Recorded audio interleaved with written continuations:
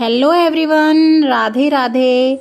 आज की इस वीडियो में हम लोग देखेंगे कि आप लोग ऋषि पंचमी की सरल पूजा कैसे कर सकते हैं। तो चलिए वीडियो को शुरू कर लेते हैं। ऋषि पंचमी पूजन के लिए आप सप्त ऋषि की फोटो ले सकते हैं, मूर्ति ले सकते हैं। आप सुपारी से पूजन कर सकते हैं या मिट्टी से भी निर्माण कर सकते हैं। मिट्टी आप अपने घर के साफ सुथरी जगह की किसी गमले की ले सकते हैं। उसे शुद्ध करने के लिए उसमें थोड़ा सा गंगा जल जरूर से डाल लें और बहुत ज्यादा शिल्पकारी की जरूरत नहीं है। आप इस तरह से पिंड रूप में बना सकते हैं, गोला आकार में बना सकते हैं।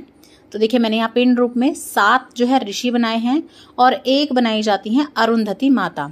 तो आप गोल या लंबा उन्हें अलग से आकार दे सकते हैं। तो देखिए ये अरुंधति माता बनाई है मैंने और ये बनाए हैं सप्त ऋषि।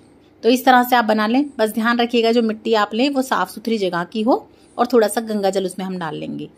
उसके बाद पूजन आप चाहें तो डायरेक्ट जमीन पे कर सकते हैं, कोई पट्टा ले सकते हैं या इस तरह से टाइल वगैरह कुछ ले सकते हैं, या आप अपने घर की जो थाली होती है ना साफ सुथरी उसमें भी पूजन कर सकते हैं। तो देखिए हल्की सी हल्दी डाल के, गंगा जल डाल के सबसे पहले आप थोड़ा लीप सकते हैं या मिट्टी से या गोमूत्र से आप लीप सकते हैं। उसके बाद हम यहाँ पे स्वास्तिक बना लेंगे इस तरह से। और भगवान गणपति का पूजन भी साथ में ही किया जाता है। तो आप गणपति भगवान की कोई मूर्ति ले ले, फोटो ले ले, या सुपारी से गणपति भगवान भी आप बना सकते हैं, या मिट्टी पे कलावा लपेट के भी आप गणपति जी का निर्माण कर सकते हैं। थोड़े से अक्षत रख के मैंने सर्वप्रथम गणपति भगवान को विराजमान कर दिया है। उसके बाद फूलों का आसन देते हुए हम हमारे सप्त ऋषि को इस तरह से विराजमान कर लेंगे। माता अरुंधति को बिठा लेंगे। गंगा जल डाल के आप सबसे पहले भाव स्वरूप स्नान करवा लें। इस तरह जल का छींटा दे दे और आप मनी मन में स्नान करा लें। आप चाहे तो पंचामृत से भी स्नान करा सकते हैं।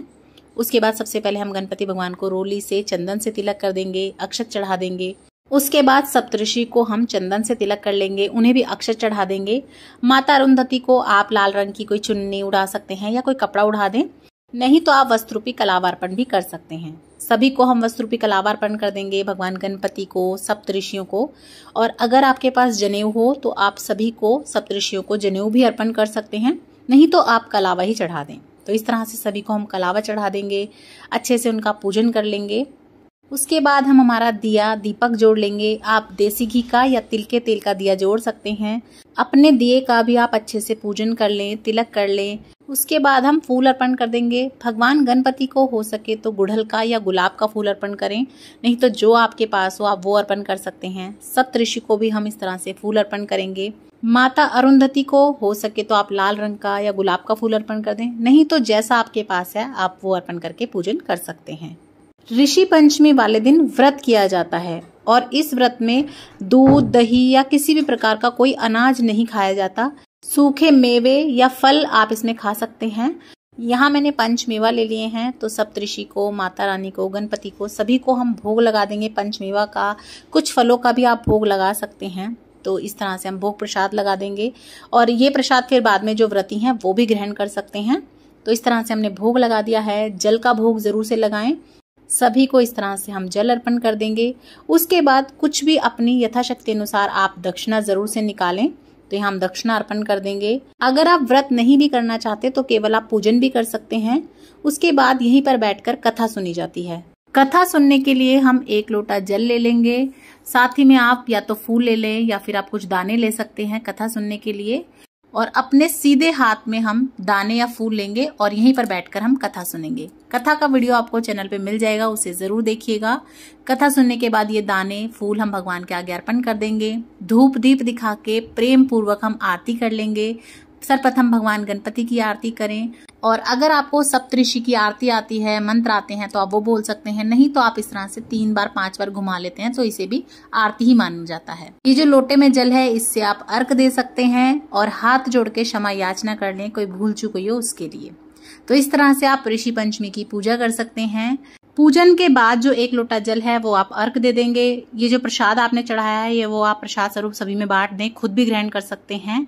और ये जो आपने गणपति भगवान विराजमान करे हैं उन्हें जल का छींटा देके आप अपने मंदिर में फिर से रख सकते हैं। जोत अगर आपकी धातु की है तो आप दोबारा यूज कर लें, नहीं तो विसर्जन कर सकते हैं, मिट्टी का दिया है तो। और ये जो ऋषि आपने बनाए हैं अरुंधति माता है, इन्हें आप पहले जल में विसर्जित कर दें। उसके बाद जब ये घुल जाएंगे तो आप पेड़ पौधों में इन्हें विसर्जन कर सकते हैं। साथ ही में फूल पत्ते भी वहीं विसर्जित कर सकते हैं। दक्षिणा आप किसी मंदिर में या किसी ऋषि मुनि को या किसी भी गुरुजन को भेंट कर सकते हैं। तो इस प्रकार से आप बहुत ही सरल तरीके से पूजन कर सकते हैं, विसर्जन कर सकते हैं। ऋषि पंचमी व्रत पूजन से आपके सभी पापों का नाश होता है, मुक्ति होती है, घर में सुख शांति और समृद्धि आती है।